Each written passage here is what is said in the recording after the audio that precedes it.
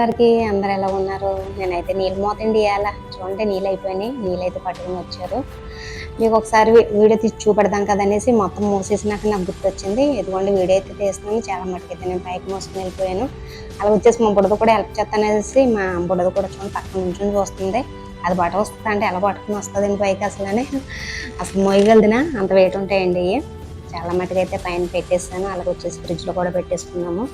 ఇప్పుడు వచ్చేసి కింద పెట్టానండి, కింద కూడా ఫ్రిడ్జ్లో పెట్టేసాను. మిగతా అయితే ఇటువంటి ఈ ప్లేస్లో పెడతామన్నమాట. నీరు అయినప్పుడల్లా ఫ్రిడ్జ్లో పెట్టి తీసుకుని ఫ్రిడ్జ్లో పెడతా ఉంటాను. అయిపోయినాక ఇలాగే ఇది యథావిధంగా బయటకు వెళ్తారు, మళ్ళీ నీళ్ళు తెస్తారు. అలాగే మనం మోసుకుని వెళ్ళి పైకి కిందకి నీళ్ళు డ్యూటీ అయితే ఈ విధంగా ఉంటుందండి. అక్కడ కూడా కింద ఫ్రిడ్జ్లో పెట్టేసాను. మిగిలిన అయితే ఇవ్వండి ఇక్కడ పెట్టాను. ఈ విధంగా పెడతానండి, ఇక్కడే పెడతాను.